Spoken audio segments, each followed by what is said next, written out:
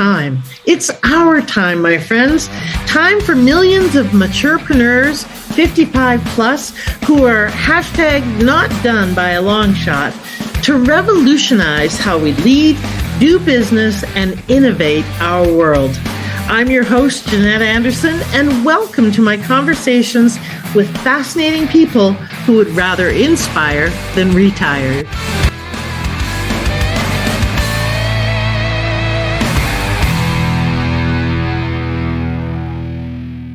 Hello, everybody, and welcome to another bodacious episode of the Maturepreneur podcast. I'm your hostess, Jeanette Anderson, and today with me, all the way from Panama, I have the lovely and juicy Erin Smith, who's here to talk about a really fascinating conversation, which is basically, what if you don't want to retire in wherever you are, America, Canada, whatever?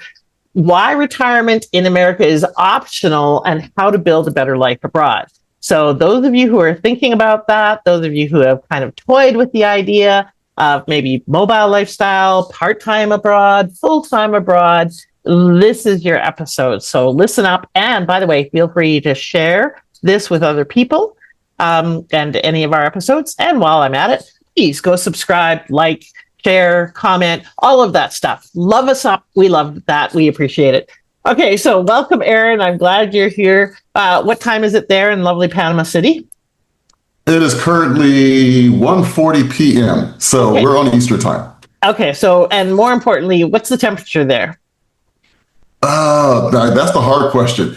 It's usually 79. It's usually about 79 to 83 or 84. Yeah. But you're not asking the right question. The right question is, what's the humidity? Yeah. Because it's right on the water. So what's the humidity there? It's probably 75, 80. Yeah, exactly. That is the thing. It's lovely for the skin, but a little hard on the hair and, all that kind of stuff. I'm only asking that because I'm in Canada. And although right now it is, let's see, in Fahrenheit, that would be about 62 out, which is lovely for our winter. 15 Celsius. I think it's about that. Oh, that's great. So yeah, I know. Okay, so let me tell you a little bit about Erin. Then we're going to find out some, hopefully juicy, salacious details about him, behind the scenes. And if not, well, oh well, I tried. And then we're going to talk about this really interesting topic. So those of you who are playing with the idea, I want you to really literally grab a pen and paper so that you can take some notes so that you can then further research this, follow up with Erin, follow up with, Chat GPT and various other sources so that you can start creating this dream life and stop thinking about it. So here we go. Today's guest is Erin Smith, as you can see, an executive turned entrepreneur who decided retirement didn't mean stepping away. It meant redesigning life. After moving to Panama, Erin began helping experienced professionals use what they already know to build flexible, location-independent businesses. He's the author of Move Us to Panama and works with people who want income, purpose, and freedom without starting from scratch. Important distinction. This conversation is about what's possible when you stop asking, should I retire? And start asking, where and how do I want to live? I love that introduction. Okay, so before we talk about your personal journey and how you ended up there and all the rest of it, tell us something about you. Maybe even your friends don't know, people wouldn't guess by looking at your website. What's something about you that people would be surprised by, Erin? I'm a California boy. Oh, okay. That's probably too easy. Those who know me for a long time know that. I've driven cross country twice of the United States. Okay. And one of those times, I did it in a vehicle that could not go over 35 miles per hour. Seriously? You drove from one coast to the other at 35 miles an hour? It was bad. I was a struggling college student and had decided to, it was the beginning of the .com era, so now I've just dated myself, and decided I was going to drive from Virginia back to California for a job opportunity. And my car it fell apart. Oh my mid-ride. God. And so I was stuck. But I was always moving. I never was worried about not moving. So that was good. Always keep moving forward, even if you're only doing 35 miles per hour. There you go. See, there's your first writer downer, everybody. So even slow and steady does get you where you want to go. It got us to where we need to be. Okay, so that's great. It must have taken you like a couple of weeks to get there that way, because it's like a 3 hour drive if you drive straight through. It's, 4 or 5 if you're sane and stop a few times and stuff. Maybe 6, depending. How long did it take you? It took me a couple of days, but I didn't sleep a whole lot. And I took that back. It took me a couple of days to get from Virginia to Colorado. I had a friend, an old Air Force buddy of mine who lived in Denver. So I stayed with him for a couple of days before finishing up the drive. So, okay, we'll just say better part of a week. But that's still pretty fast. I was a struggling college student, so I didn't have a lot of money. Yeah, so you got to get there. Otherwise, you're going to starve. Yeah. Let's talk a little bit about your journey. And along the way, we'll talk about your purpose and your why. How did you end up in Panama? Let's start there. All right. Well, there's both a short and a long version, but the short version is my wife and I were looking at our options to retire and still be able to be young enough to enjoy life. And initially, we were looking at going to Spain. And we came here for a vacation, actually for our anniversary. And I didn't know if she was going to like it. So I only did 3 days, maybe 4 days. And so we came in, had a blast, and left. And around the 3rd day, she said, "So why are we leaving so soon?" And I thought, I think we've done something here. For us, it started to make more sense because we didn't want to be that far away from our adult children who are still in the States. Okay. So although we still like going to Europe, we just went to France a few months back. From a geographic standpoint, being in Central America worked out better for us. They come to visit us all the time, so it's been great. Yeah, it is much easier to do the north-south in terms of things like time zones. For instance, I would love to go to and live in Spain or Bali, or kind of on the other side of the world. But then you're working all night if you've got clients in North America and sleeping all day, so you don't really see much or do much there. Whereas you stay in the same relative time zone, it's a lot easier to conduct business. And I love Latin culture, so I love that as well. So you decided that you were going to stay, and then how did you make that happen? Because you didn't just stay from that point forward, right? No, we didn't just stay. So we returned home, and we, had to crunch the numbers. And our original plan was to retire like 2 or 3 years from that point. But because of all the isms that you deal with in the workplace when you're approaching 50 and beyond, we accelerated our timeline.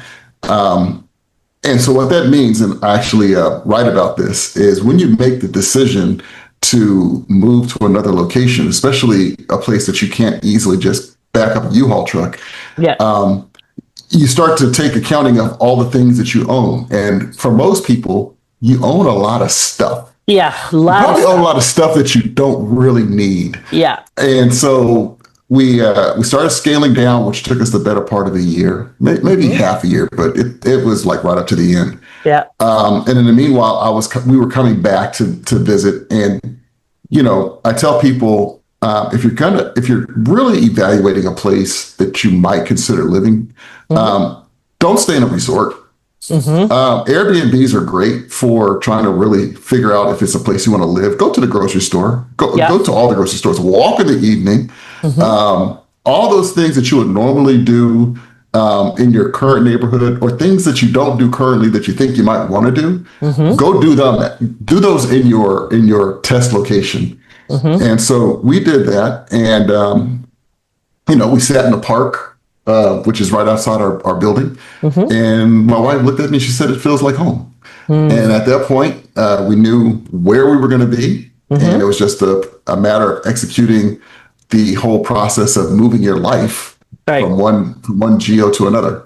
Okay, we'll talk about that process, but or process, depending on if you're Canadian or American listening to this. I'm bilingual. So tell me what some of the key, well, first of all, let's start with, you look too young to retire. So did you have like a really good career and lots of investments and that's allowed you to retire early? Was it partially a financial thing? Moving to Panama made it more affordable to retire early? And did you actually retire?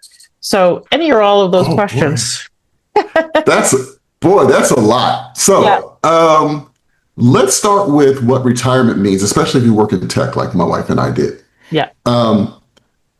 There is no shiny watch or gift that they present to you that HR gives you when you announce that you're going to retire.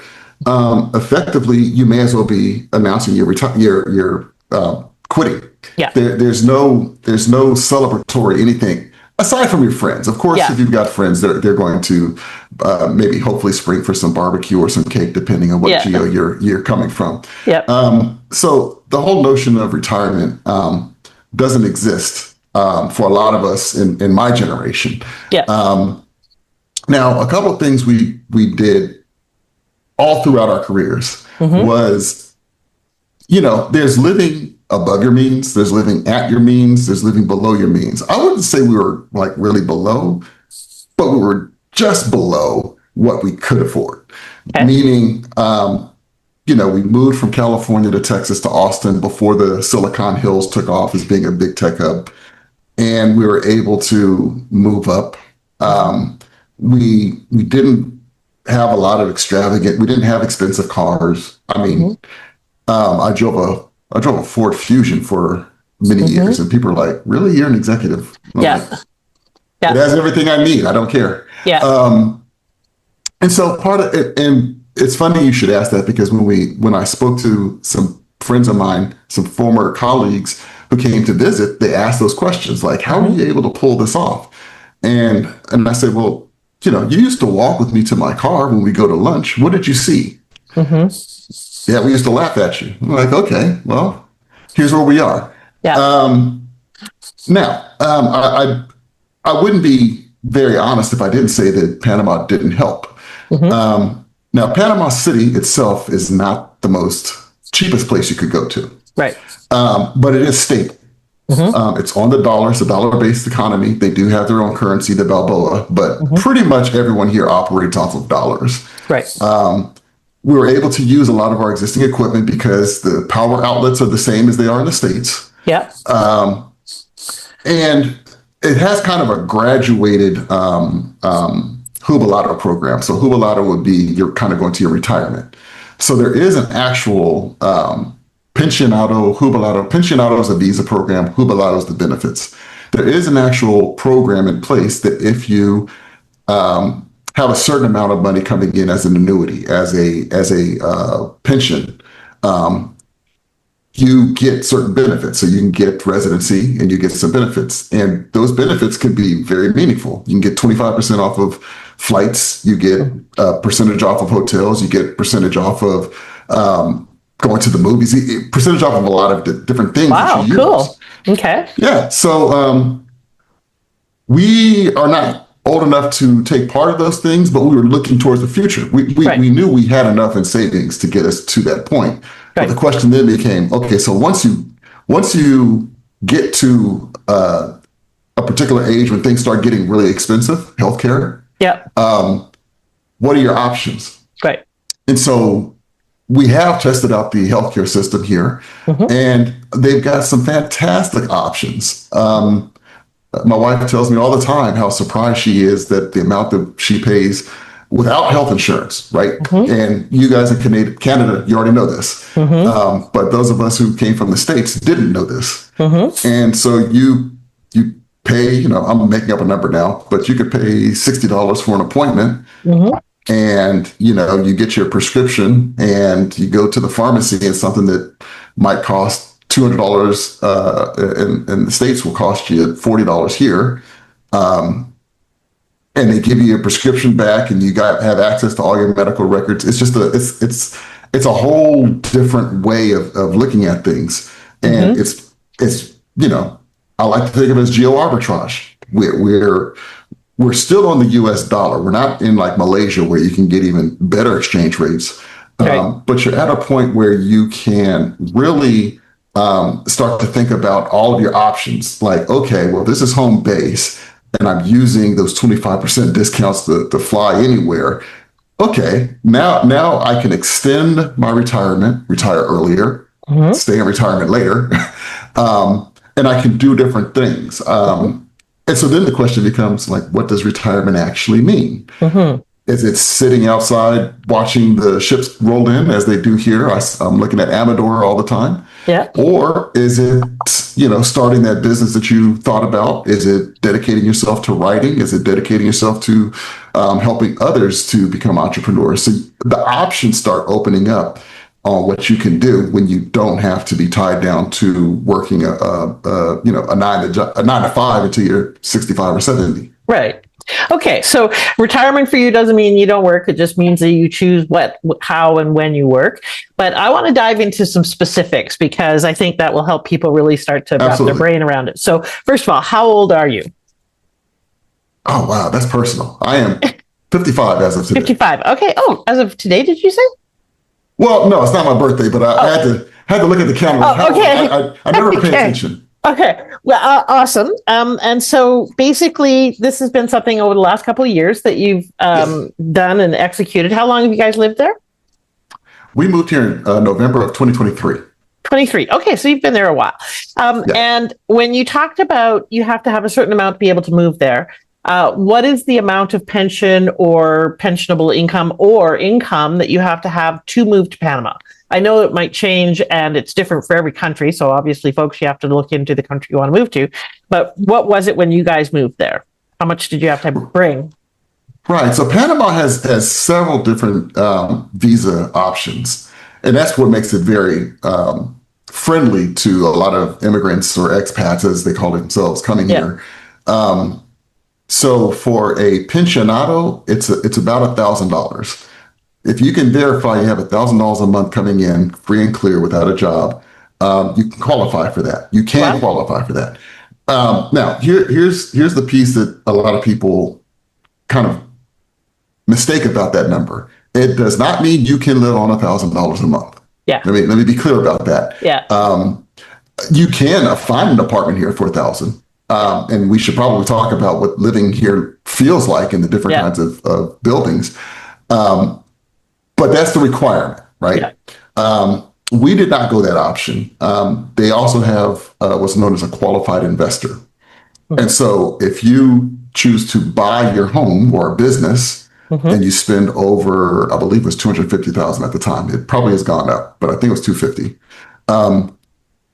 Then you also qualify for a permanent resident visa. Okay. So since our apartment cost us over that much, it basically fast tracked us. So we don't get the benefits of the jubilado, which is the steep discounts for being a retiree. Right. We will in the future, but as of now, we get the benefits of a permanent residency. So, we don't have to make what they call the border dash when your friend of nations expires every 90 days. Yeah, exactly. I lived in Boquete, which is in the north part of Panama, for 3 months and traveled around Panama a bit. And a lot of the people live in Boquete or David. David's very hot compared to Boquete, which is up in the mountains. Would have to leave every 90 days, the expats, and make the border dash and go across for a day and then come back. Yeah, it seemed like too much like work. Okay. And so those are not astronomically huge numbers. For some people they are, but for many people that's fairly reasonable. How about cost of living? Very reasonable. Yeah. How about cost? Certainly a lot less than a lot of other countries. How about cost of living? So if you wanted to have, let's say, a 2-bedroom apartment in Panama City, which, by the way, Panama City, of course, like most major cities, is more expensive than other places. What would that be? And, food, utilities, etc., for living that kind of median lifestyle. About what would that cost per month? So I should probably clarify something. I'm not a relocation expert, so I don't know what the current rental rates are. I can only speak for my situation. So we bought our apartment, so I don't know what the rent is. I know that I know when I've talked to people about what our place would go for in rent, it's up there. Yeah. We're in a brand new building. What's up there mean? 35 to $4,000 a month. Really? Wow. Okay. Yeah. Yeah. So, and that's the misnomer. I think a lot of people believe that because it's Panama or Central America, it's just inherently cheap. Yeah. And what the reality is there is something for everyone, but it's not all in one place. Right. So what I mean by that is, let's talk about that for a moment. And I'm gonna add some infrastructure things in there as well. Okay. Sure. So infrastructure stable, internet stable. My internet, to answer your question, for internet high speed up to 750 megabytes per second and home internet is about $50 a month. Okay. We have 2 cell phones, which are 26 apiece. Mm-hmm. Our probably most expensive bill is our electricity. Mm-hmm. And our electricity comes from a company called Maturepreneur. And it's because we're running our AC all the time. Mm-hmm. But that's because we live in a new building. So let's talk about that for just a moment, right? Mm-hmm. So there are newer buildings in Panama and there are older buildings in Panama. And a lot of times people, once they get past the hang up that there's not a lot of houses in the city, Mm-hmm. the question comes to, well, should I choose a new one or should I choose an old one? And I get it. Like, you see a new building, they've got rooftop lounges, they've got rooftop pools, infinity pools, they've got concierge service. Like, it's wonderful. Lobbies that rival most hotels. Like, Right. It's very nice. But it's a different design. So they designed these with backup potable water tanks, backup power generators, backup pressure sensors. So if anything ever goes out, it's like maybe a 3-second delay and it's back on for us. Mm-hmm. If you choose an older building, I should add one other thing. A newer building, you're also going to have much more compressed living spaces. Right. We're over 200. We're about 205 square meters.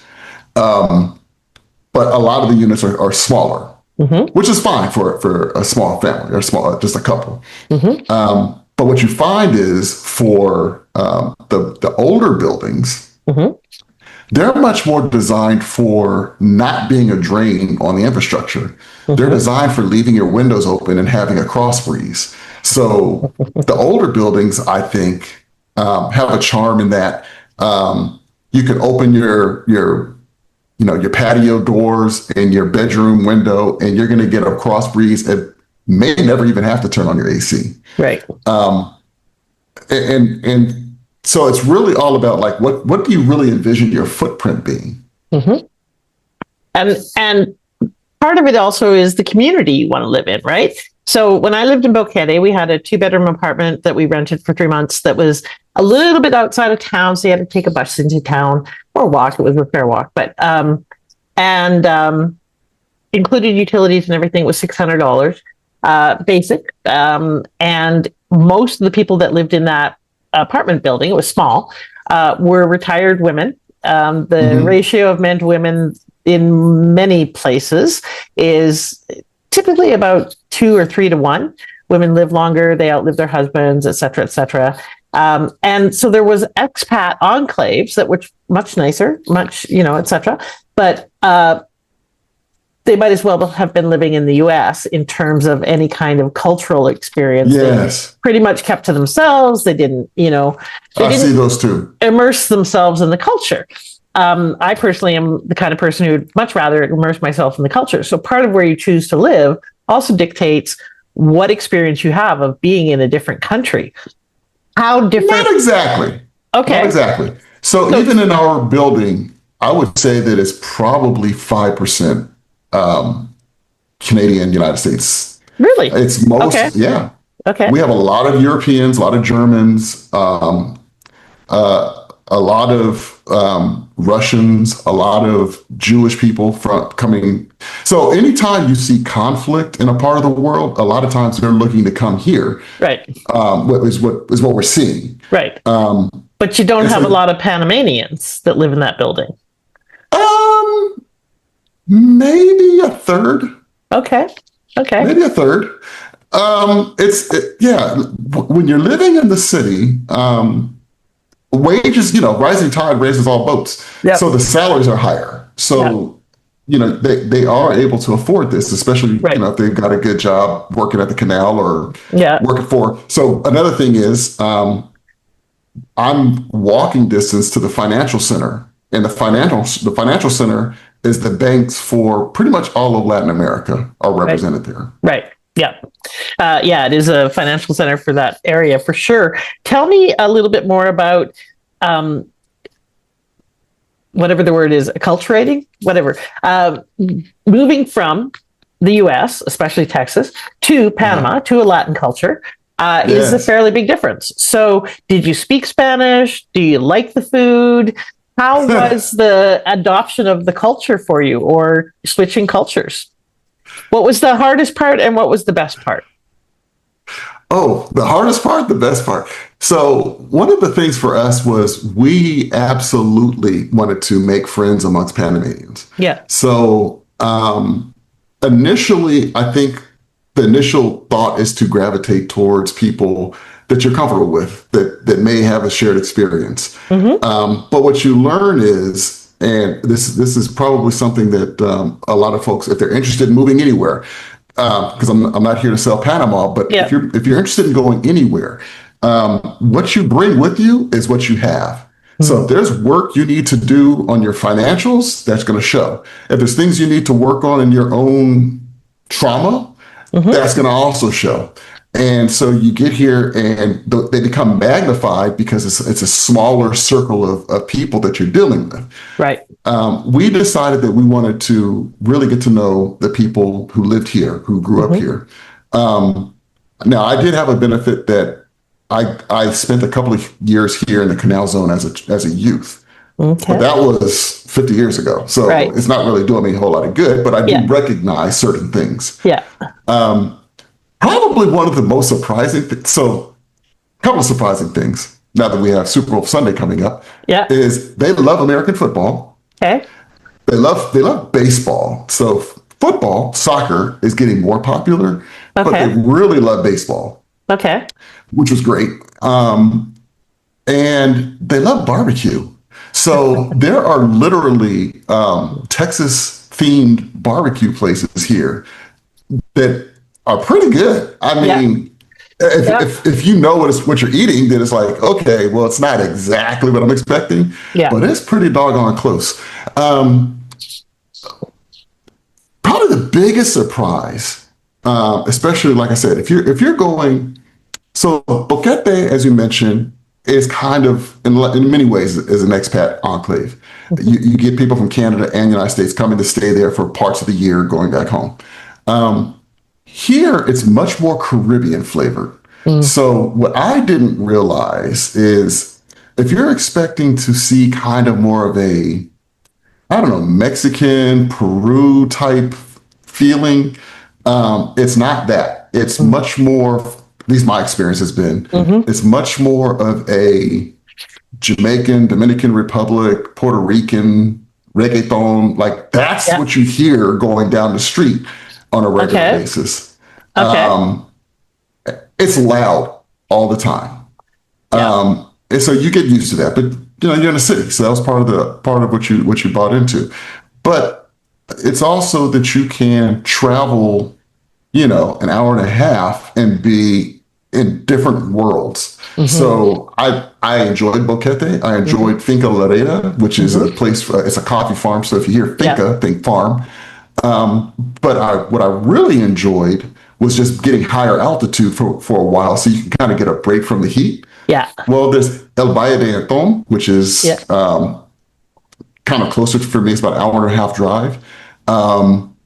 There is Coronado and Gorgona, which is on the Pacific side. So you can kind of get all the waves from the Pacific Ocean. Or I can go 45 minutes the other direction and be on the Caribbean side and maybe go to Playa Escondido and have a really one of the best Caribbean beaches that you can ever be on. Right.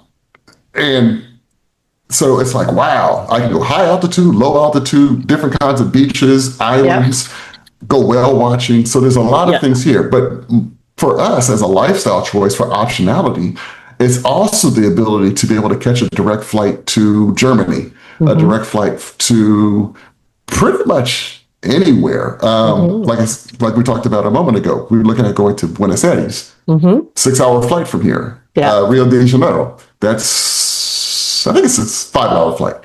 So you start to have options as a hub to do many different things. Right. And it's not too far for family to travel, like you mentioned. So I can hear in your accent that you speak Spanish. So did you study before you went there? Did you learn it there? Did you just pick it up? What? That is probably one of the biggest things that everyone is always concerned about is, how long will it take me to become fluent in Spanish? And the way I put it is this way. A lot of Panamanians are bilingual or even trilingual. They'll help you.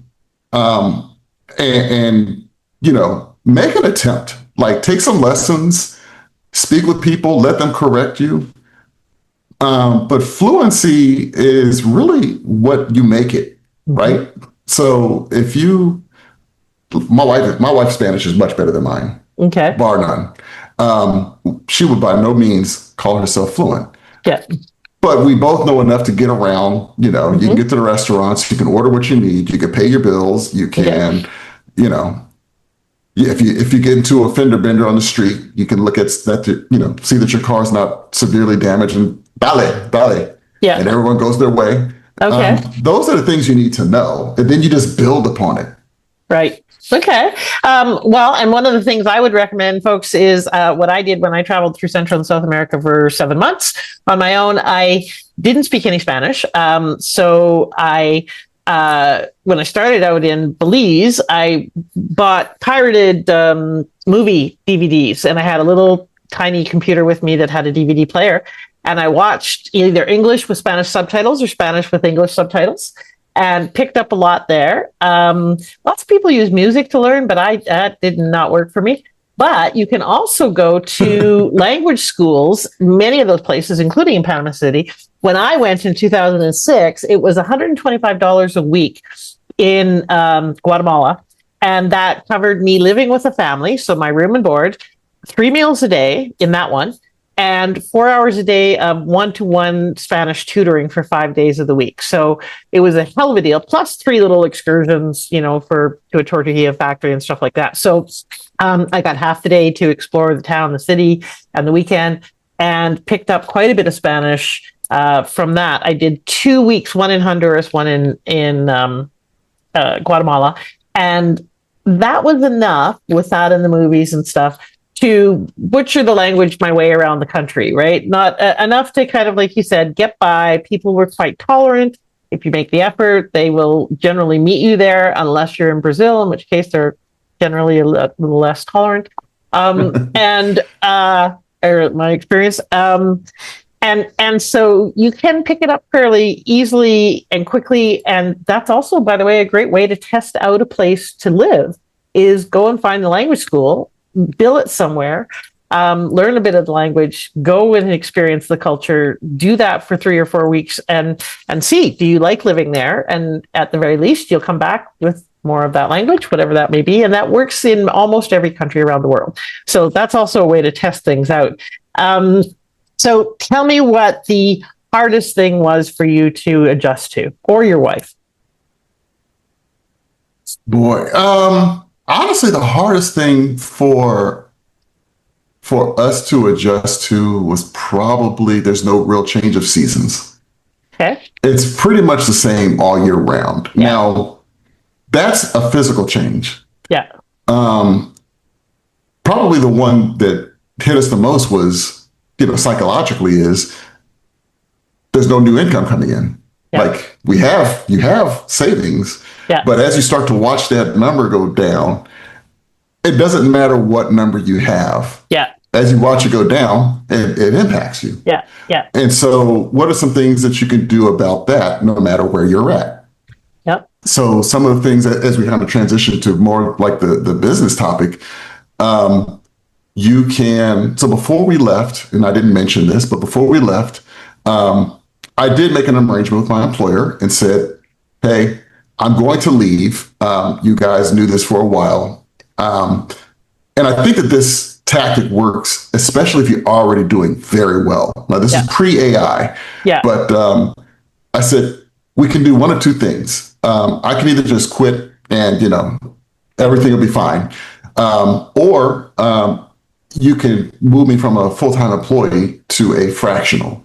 I'm going to assume that your audience is familiar with fractionals consultants. They're not the same thing, but a lot of times they get mixed into the same pool. So whatever. I'm not the fractional police. But I set up an LLC, filing as an S Corp in the United States, made myself an employee and made my employer a contractor of my company. And so that helps from an income perspective and a tax perspective. I am not a tax professional, so definitely, talk to whoever works with you on how that would work. But there are specific plans so that specifically U.S. citizens don't get double taxed on your earnings. And there's a lot of things that you get to write off by virtue of being in another country that you can't write off by being in the United States. So do your homework on that. If you want to, reach out to me. I think I covered it in my book. If not, reach out to me and I'll tell you about it. But if you know these things, now it starts to it further reduces your tax burden. You don't need as much to live on. For a lot of people, and I was talking with my partner about this, my business partner, that for a lot of people who are retired currently and living here, and they're on their Social Security check, maybe they have a pension. Likely that if they're younger, they don't. $3,000 to $4,000 a month is life changing. If you could come up with an additional $3,000 a month, like you go from budgeting, what's my grocery budget this week to where we're going to eat at. It's that much of a switch. So for people who can do it, I certainly advise it. The other thing I see a lot of is moving into influencer content creation. And I'm sure you know all about this, but what I will say about it is I was ignorant coming here on just how big the market is, how big YouTube is. We're not even talking about TikTok. But what you see is people really drilling down on a specific niche and creating content and it being able to generate revenue to live out whatever lifestyle they want to live out here. So give us a couple of examples of that, because I know some people there that do that. So what are some of the kinds of things for people who may not know what you're talking about? So a lot of people will come here, and if they're planning on staying, they will do content around just relocation tours. So I know relocation tour operators, and for me, that's a bit of a sore topic because one of my first theories is when you come somewhere, you do no harm. So if you're licensed, I support you. If you're not licensed, I'm kind of thinking like, but then there are others who maybe they talk about how do you navigate a place like this when you have a disability. And so they'll look at it through that lens. Or how do you really get a sense of what we talked about apartments and homes. How do you really get a sense of what the different levels of place cost so that you can make an educated decision?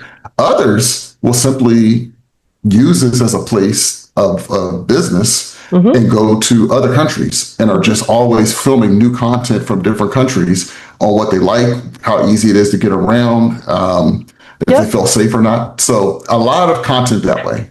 So a lot of travel related content. And of course you can become an influencer in terms of content around your subject matter expertise. There's beauty bloggers. There are people who are content experts on menopause. There's pretty much anything that you have expertise on. But in this case, a lot of what you can do is be blogging more about or creating content about your lifestyle. Or something related specific to an aspect of that. That's one way to make part-time living. Being a remote worker is another way. I mean, COVID was bad, but one of the blessings that came out of it was we shifted how we work. And a lot more people now work remotely, and that works for them in a case like yours where you want to be mobile. I am what I call myself polyhomerous. I used to say homeless, and people would get very distressed. And so now I say polyhomerous, and they just get kind of confused. So I live a mobile lifestyle and have for the better part of 10 years. I sold my house and everything I own. And so, by the way, that conversation earlier around downsizing and letting stuff go and our stuff owning us, really important part of relocating or moving into a mobile lifestyle. It took me a while to I always wanted to not live in Canada in the winter. And tried various different variations on it, renting out my house, having roommates, etc. Finally decided that I came back, had roommates had done a bunch of damage, $25,000 worth of damage, and decided that's it. I can't be in two places and have peace of mind. So I'm going to sell my house. And then I looked around my house and I had these big, beautiful trees, like big plants. I love plants. And I had several of them in my house. I had a big, big place. And I looked at my plants and I burst out crying. It's like, I don't want to leave my plants. And I was like, I paused for a moment and I thought, really? Seriously, you can't have your ideal life because of a ficus? I'm pretty sure there's plants in other places. I'm pretty sure it's okay to let go of that and maybe even more plants in other beautiful places like bougainvillea and stuff. But it was representative of my stuff, owned me. I didn't own my stuff. And it took me the better part of a year, 2 big garage sales and a ton of donations, like one garage sale, $1,400, one $1,200.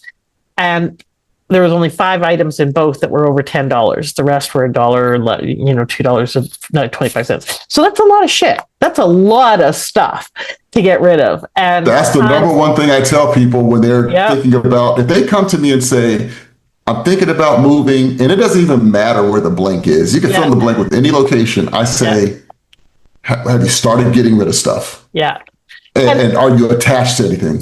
Yeah, exactly. And that's really part of the big emotional challenge for this kind of transition is the attachment to how we are in our community, the attachment to that comfort zone, the attachment to stuff, the attachment to how we have community. And so just one last thing, I could talk to you for hours about this, but in terms of relocation, one of the biggest challenges for a lot of people is cultural shock sometimes, but also recreating community. Unless you're moving somewhere where you know people or have family or something like that, you're starting from scratch. And for adults, we don't often create new friends newly as much as we did when we were kids, or it's not as easy for some people, etc.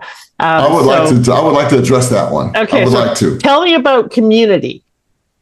So the thing about being an expat, specifically in Panama, is that there are always some sort of affinity group that's looking to include you. Yep. The part that we haven't talked about is the fact that my mother also moved here. Oh, okay. She's in her mid-70s. Yeah. And I tell you, she's more active than I have ever seen. Okay. She goes everywhere. She's been to places in Panama I have never even heard of. Yeah. There is a single woman's group here. I'm sure I'm not saying the whole title, but they are a network to make sure that everyone is safe. Yep. And they schedule trips to different locations, and it has been wonderful. I tell her all the time, you would not have been living this same life if we were still in Texas or in California. So yes, building that community is important for immigrants, expats. It's not as difficult. The key is, as we talked about, is not letting it take over and still being curious enough to learn more about the people who grew up in your new home. Yeah. Exactly. And there's lots of groups and activities that you can do that are cultural in nature, that are part of that culture. In Boquete, I joined a book club. I held workshops, personal growth workshops, and invited people to them. I went to a church just to check out different churches, a Japanese art class, a couple of other art classes. Some of those things were, and there's a ton of, like you said, different interest groups. And for those of you who are listening who are introverts, not extroverts, and you're listening to that and going, oh, that sounds like hell, it's really actually a lot easier and a lot more friendly. And in many ways, inclusion is a lot easier when you're away from home than it can be when you're at home, in my experience, because people think of that and have come from that experience themselves. And so they tend to be more inclusive and friendlier in many, many ways. And you get what you expect. So if you expect it's going to be hard, guess what? It's going to be hard. If you expect that you're going to be meet lots of new friends, then that's what'll happen. So I think it's really important wherever you land, however long you're there. I make it a point. I'm only wherever I am for sometimes a month at a time, sometimes 3 weeks. Right now, the place I am is 3 months. To be there, go be a tourist, look around, do things to explore, go to a chamber meeting, join a club, go out to a bar in the evening and just play pool by yourself if you need to, whatever. Do stuff to be where you are. Really easy to move and not be there. It sounds surprising, but especially if you stay in an expat enclave of some kind, it's like you didn't actually move. So let the experience change you. Let it have its way with you. Otherwise, don't bother. Don't bother. Well said. Where's the applause button? Yeah, there we go. And so here, let me find there we go. Yay. Some little. Perfect. There we go. Because being somewhere new is about letting you be the new you as well. And, Absolutely. One of the advantages of moving is people don't know you. So they don't have the same expectations. They don't, what I call, look at you through old eyes. Sometimes our friends and family, where we are, our community, they see us as who we've been, not who we're becoming. So if a move is part of you stepping into your new chapter, creating a new chapter, then go into it with that mindset of, I get to show up and be whoever I want to be, and no one knows any different. So it can be a wonderful adventure, but do ground yourself in being there and in connecting with people. One of the challenges of being mobile and of relocating, of doing that, is you can become untethered. So stay in connection with friends and family more than you think you need to, because your life is going in different directions and you'll lose that familiarity of having the same experience. So you need to stay more connected with people than you think you need to back home, and find and make new friends quickly wherever you are. Get involved, get active, so that you have an experience of being home. My favorite phrase, people often say, home is where the heart is. I say, heart is where my home is. So I make sure that I connect with heart wherever I am, and then I always feel at home. So for you, if you're thinking of relocating, get information. There's organizations like International Living Magazine and a book that has ratings and rankings of all the various places around the world, safety, economy, government stability, et cetera, all of those factors. Panama and Panama, the country, and Panama City. By the way, Central America, the major capitals are often not the best place to be, except Panama City. In my experience in many of the other countries, the capitals are, they're just gross. In many of the other countries in Central America. Panama City is quite beautiful and is not a bad place to live. For anyone who doesn't know, that's the backdrop of where I live behind us. It's literally a picture I took off my iPhone. Yeah, exactly. But many of the other capitals, everything's barbed wire and not all that great, not all that safe feeling, et cetera, et cetera. Find a place that you feel comfortable. And like Aaron said, be there, go for walks, experience it, and see. But do the emotional work before you leave of paring down, lightening up, letting go, and set an intention for who you want to be going forward in this next chapter and how this move will help you with that. I would add to that. I would say a couple of things. If you're making the move, especially if you're doing it before your quote unquote retirement age. And when I refer to retirement age, I'm really just saying an age where you can actually withdraw federal benefits. Yeah. That's all I mean. If you're going to do that, do two things. One, think about how you can leverage your past professional experience to generate income wherever you go. Right. A lot of people they're either one of two camps. They either say, I don't want to have anything to do with what I did in my prior life. I'm just going to recreate something totally new. Yep. Which is fine. If you're going to do that, you still need to make an investment in yourself. Yeah. For the majority of people, it's going to be, how can I set up that LLC? How can I set up that corporate infrastructure, make myself an employee, and then find contracts? And since I'm an employee of my company, I can remote work if I choose to. I set the company policy. Right. So that's one thing. The other thing is, and you've said it, I've said it, do the work. Decide what it is that is important to you, and acknowledge it's going to change.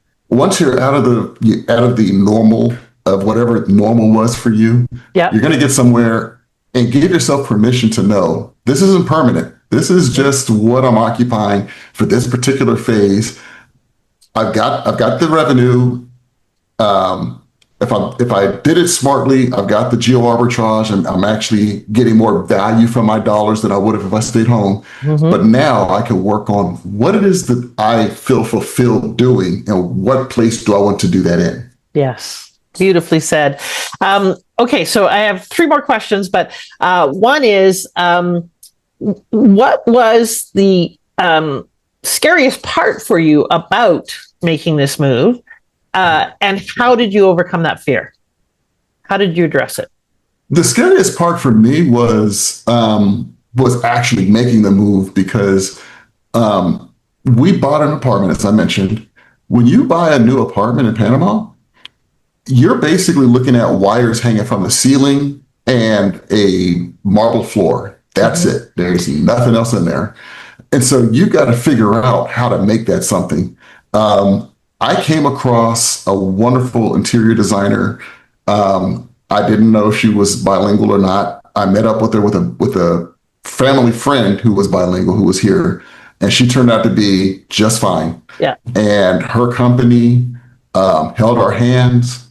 Now, I probably should have invited my wife to this part of the conversation, because she was still working her full-time job while I was out here as a fractional working whenever I chose to. Right. And I was responsible for basically overseeing the design of our new home.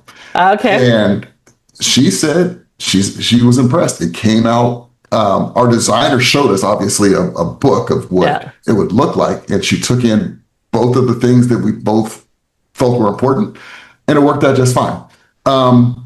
So that was probably the biggest. A close second was traffic. Driving in Panama City is not for the faint of heart. And any of you who say, I've driven to DC or I've driven to New York, I don't want to hear from you until you've had to face potholes that can like swallow your car. On you. Yeah. They can swallow your car. Exactly. Yeah. And the yellow taxis and the Diablo Rojos and it's a whole buses thing. And it is. And literally, I've driven across the US multiple times and Canada and a lot of different places. And you're right. It requires some major cojones or ovaries to be able to drive there. But fortunately, transportation is also quite cheap in terms of being able to, hire a driver if you don't want to do that. You can find a local who will come pick you up when you want to go, etc. So you can arrange things like that. But yeah, it's a whole different thing driving in Central America, and especially in Panama. You get used to it. There's a rhythm. But let's go to your next question. Okay. So for people who want to make the leap and who are scared, how did you overcome those fears? Sounds like obviously you got lots of information, so you're analytical and you figured things out, so that took away some of the fear. But how did you what did it take internally for you to say, we're going to leave our entire life behind and we're going to create a new life in a new place? Oh, boy. I haven't been asked that one before. I think we just had a faith in ourselves as a couple, as a team. I tell anyone who I meet, like, my wife and I are the best project management team I have ever seen. When we decide we're going to do something, the Kanban board comes out. We've got work breakdown, and we hold each other accountable.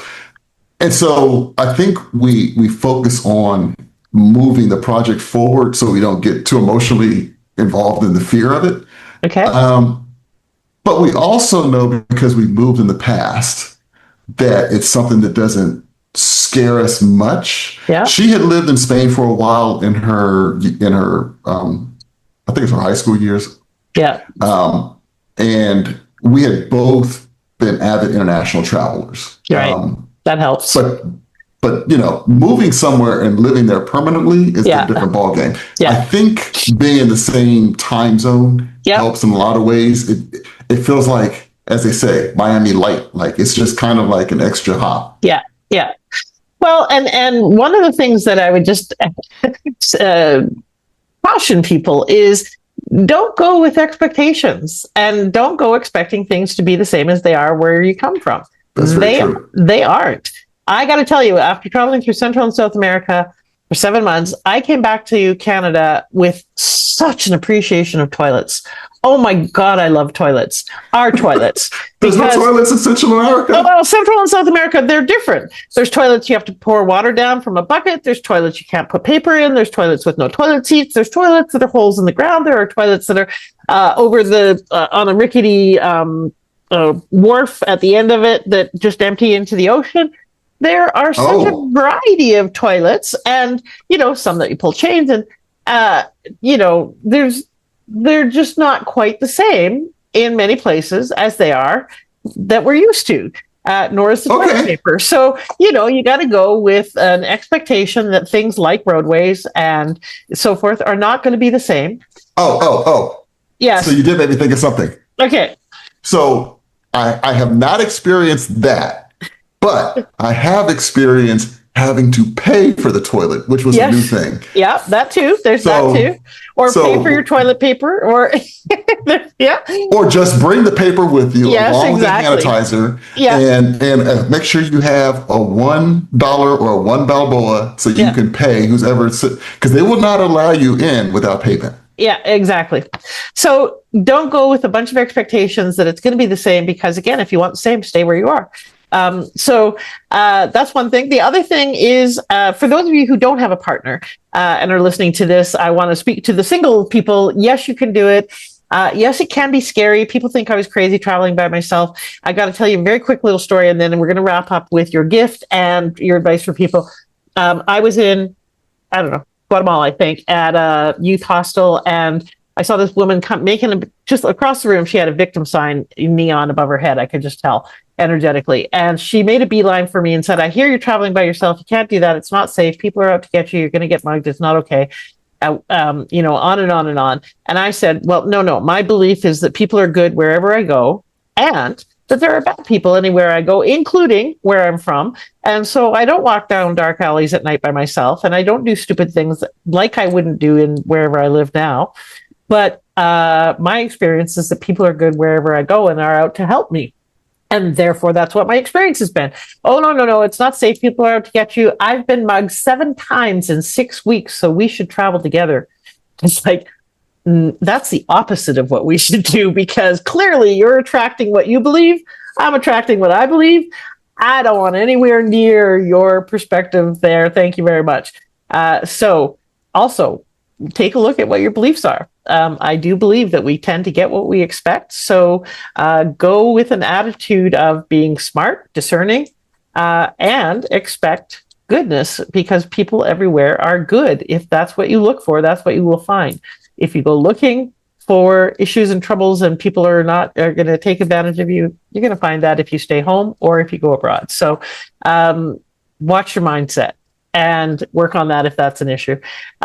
Okay, so that will also, so yes, you can travel by yourself. Yes, you can relocate by yourself. There are lots of communities, especially for women, but for men and women, that will welcome you with open arms wherever you go. So before we wrap up, I do want to say, for those of you who are thinking about what's next and have that question of, okay, what's possible? What do I want?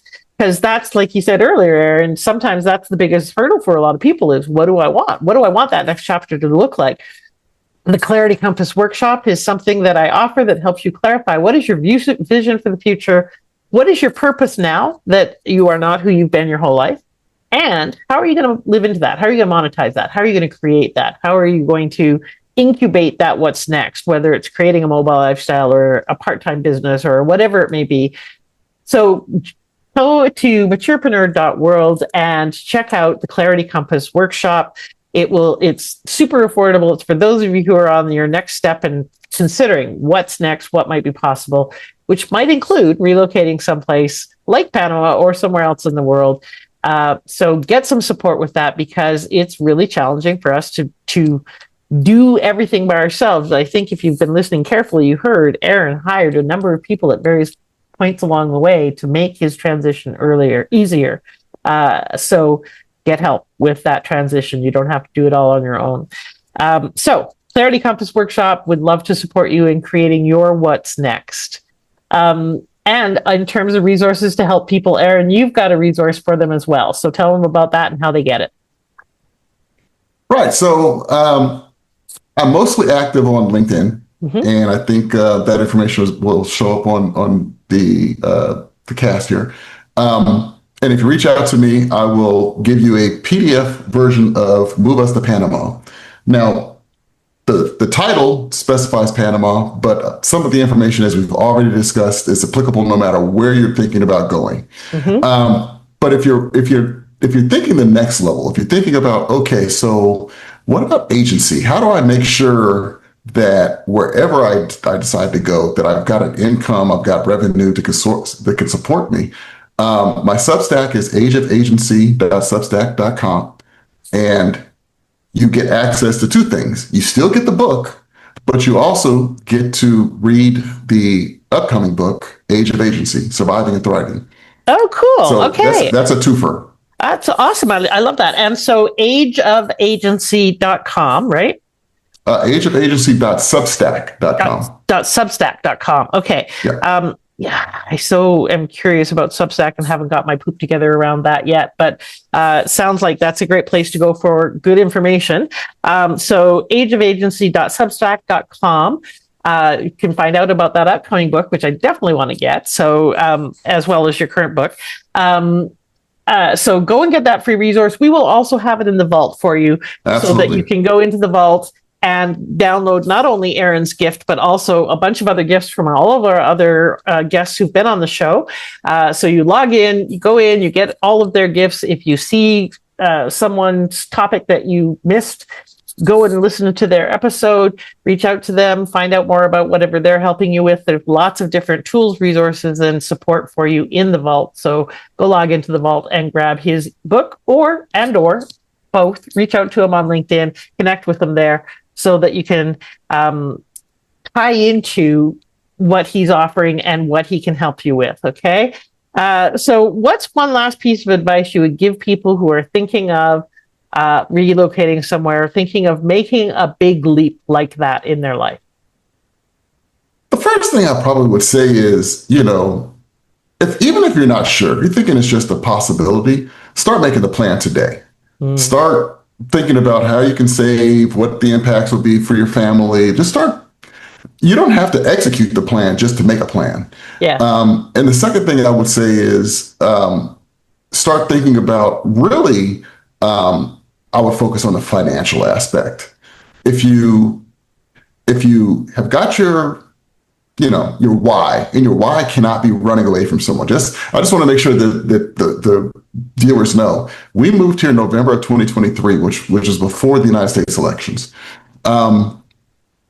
If you've got your why, then the only thing that's left is how.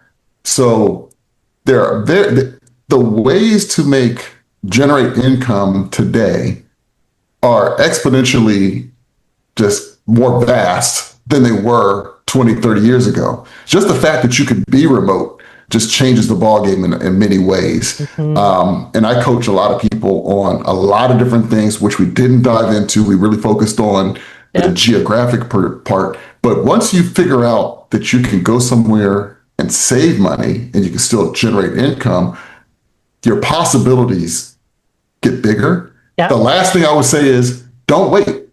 Just don't wait. Like, you don't have to say, okay, I'm going to do this in 10 years. No, 10 years, you'll be saying another 10 years. Yes. Start making the plan now. Absolutely. Awesome. Okay. Well, and you know what? I do want to give you that opportunity because I do think people might be curious about how you can help them. So tell people very quickly, what do you do? So besides your fractional work, what do you do? So the fractional was really just to generate the day-to-day income. Yeah. What I do now is actually help other fractionals by reducing what we call cognitive load. And so our website is PivotReady.com. I added an M, PivotReady.co. And what we do is we develop software that allows somebody who's a founder to not have to do everything on their own. The way to think about this is, if you're already a VP or director in a business, you're used to having teams supporting you. Like, nobody who's an operator in most companies is doing it alone. The hard part is if you decide that you want to be a solo, is now you are forced to wear many, many hats. And that cognitive load is what causes a high failure rate. What we do is surround you with pre-trained agents that can take those pieces of work that you may not be good at and do them on your behalf. You're always the leader, but it does the work for you such that the load that you have to pull to get yourself to success is less. So we do that. We have publisher AI publishing software, and we also have, and I truly believe this is where the pendulum is going, is we have tools that help people create software products. And people might say, oh, how would I create a software product? The way to think about it isn't to think about, I'm going to create a software product. That's wrong. You're not 20 years old. You're not going out to VC money. Right. The way to think about it is, what problems have I seen that I've seen the pattern over and over and over again, and I'm always asked to solve it? That's what a software tool can be designed to do. And because we're in a different phase of our life, that can generate that $2,000 to $5,000 to $6,000 a month. Maybe never make you $1 million, but you don't need $1 million. Right. What you need is cash flow. So we have tools to help founders to be able to create a portfolio or even one of these tools that they can sell. Okay, I love that. So all of those things, I'm glad I asked you, because all of those things are things that I should have you on for a different episode that's not about relocation, but is about how can you be let's do it. How can you be a solo business owner and have leverage and create a small business or a business that could be scalable and large if you wanted. But how do you have this foundation using AI intelligently to support you so that you can leverage yourself, scale a business, grow without and still have a life. Yeah, and still have a life and not have the constraints that we used to have, because it has changed a lot in terms of creating a business now. So yes, let's book another call, because that's a whole other topic that I think is quite fascinating. So thank you so much for being here. And I love... Thank you for providing a platform for people to come out and have this conversation. It's immensely important. Yes. And nobody's having this conversation, so I appreciate it. Thank you, Aaron. Appreciate it. And I appreciate so many of the distinctions and nuggets that you've dropped. But I think probably the most important thing, if you take away nothing else, two things that Aaron said. One is not can I make it happen, but how do I make this happen? Start planning that now. Whether you follow through it or not is not the thing, but get into action on how do I make this happen so you have the option, so you're empowered, so you're in motion. And then the second thing is don't wait. Pitter patter, let's get at her, everybody. Now is the time to have the life you want, not someday when. Thank you for being here, Aaron. Have a wonderful rest of your day. Thank you. And happy 55th, whenever it is or was. And thanks for listening, everyone. Please do share this episode, subscribe, give us some love. And if you've got any feedback or questions, put them into the chat or reach out to me at maturepreneur.world, Maturepreneur World on Facebook, and generally Maturepreneur Network on YouTube. You just search, you'll find me. Okay, we'll talk soon. Take care. Have a wonderful day, and pitter patter, let's get at her.